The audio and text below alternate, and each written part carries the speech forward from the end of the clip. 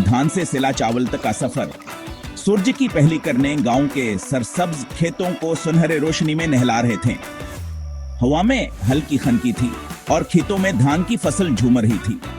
किसान हुम्मत अली अपनी फसल को गौर से देख रहा था। महीनों की मेहनत के बाद हर वह दिन आ गया था जब धान की टाई की जानी थी। इसके चेहरे पर एक इत्मीनान भरी मुस्कुराहट थी, क्यों से मालूम था कि ही धान सिर्फ आम चावल नहीं बनेगा, बल्कि बेहतरीन मायार का सीला चावल तैयार किया जाएगा, जो नहीं सिर्फ मुल्क में बल्कि बैरून मुल्क भी पसंद किया जाता है। धान के टाई और जखीरा। रहमत अली और उसके एक किसान साथी दरांती लेकर खेतों में उतरे और एहतियात से धान काटने लगे। कुछ ही घंटों में सुनहरे खुशे जमीन पर बखर गए। धान को गटों में बांधकर खलियान में ले जाया गया, जहां उसे धूप में खशक किया गया। कुछ दिन बाद जब नमी की मकदार कम हो गई तो थ्रेशर मशीन के जरिए दानों को भूसे से अलग किया गया। यह दाने है वह खाम माल थे जिन्हें पारबॉयली यानी के सेला चावल बनाने के लिए इस्तेमाल किया जाना था।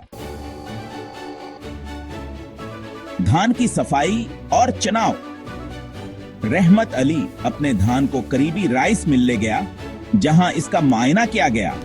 सबसे पहले धान को सफाई के अमल से गुजारा गया ताकि इसमें से मिट्टी, कंकर और खराब दाने निकाले जा सके। मिल के अंदर बड़ी बड़ी मशीनें चल रही थी जो तेजी से धान को साफ और ग्रेडिंग कर रही थी।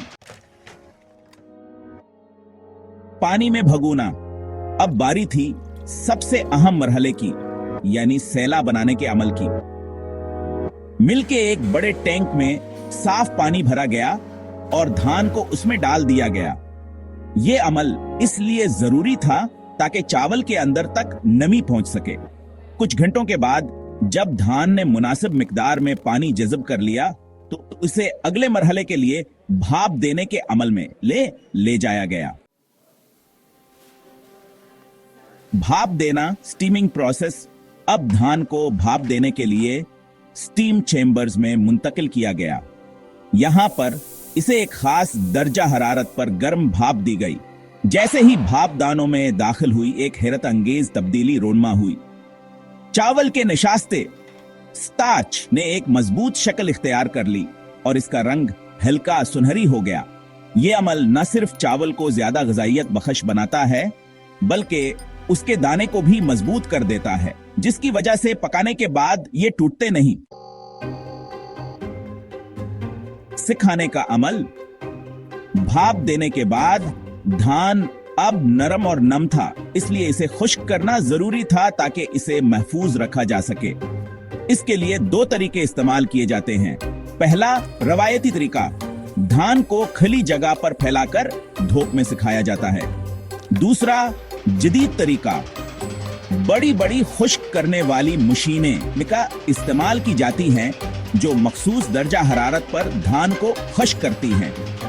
रहमत अली की मिल में जदीद मशीनरी मौजूद थी, इसलिए धान को खुदकार ड्रायर्स में डाल दिया गया। कुछ ही घंटों में धान मुकम्मल तौर पर खुश्क हो गया और इसमें नमी की मिकदार 12 से 14% तक आ गई, जो महफूज रखने के लिए मिसाली थी। चावल को छेलना। अब वक्त था कि धान को चावल में तब्दील किया जाए। यह मरहला राइस मिलिंग कहलाता है। सबसे पहले खुश्क धान को हस्क रिमूवर मशीन में डाला गया, जहां से इसका छलका हस्क अलग हो गया। अब चावल अपनी असल शक्ल में सामने आया, लेकिन अभी वो ब्राउन था क्योंकि इस पर चोकर की एक तह मौजूद थी। चमकाने और ग्रेडिंग का अमल। Polishing and grading. रहमत अली ने खास हिदायत दी थी कि चावल का बेहतरीन मयार निकाला जाए, इसलिए पॉलिशिंग मशीनों में चावल को मजीद पर एसेसिंग से गुजारा गया, जहां से इसके बैरूनी तह हटाया गया और वह चमकदार सुनहरे रंग के सीला चावल में तब्दील हो गया। चावल को मुख्तलिफ अक़साम के मुताबिक ग्रेडिंग मशीन में तरतीब दिया गया था। कहा एक जैसे साइज के चावल अलग किए जा सके। पैकिंग और मार्केट में तरसील। आखिर में चावल को बड़ी बड़ी पैकिंग मशीनों में डाला गया, जहां उसे मुख्तलिफ वजन के बैग्स में पैक किया गया। कुछ भी मुकामी मार्केट में भेजने के लिए तैयार किए गए, जबकि कुछ भी बैरून मुल्क एक्सपोर्ट के लिए रवाना कर दिए गए। नतीजा रहमत अली का चेहर खुशी से दमक रहा था। इसकी मेहनत आवर जदीद तरीकों की बदौलता अस्काधाम्बा तरीन सीला चावल में तब्दील हो चुका था, जो हर घर के दस्तरखान के जीनत बनने वाला था। ये चावल सिर्फ एक खजाना है, बल्कि इनकी मेहनत, जमीन के जरखीजी और जदीद साइंस की बदौलता एक बेहतरीन प्रोडक्ट बन चुका था। यही वह सफर था जो धान से लेकर सेला चावल तक तय किया गया, और यही वह मेहनत थी जिसने आमदानों को आलमी मयार के चावल में तब्दील कर दिया।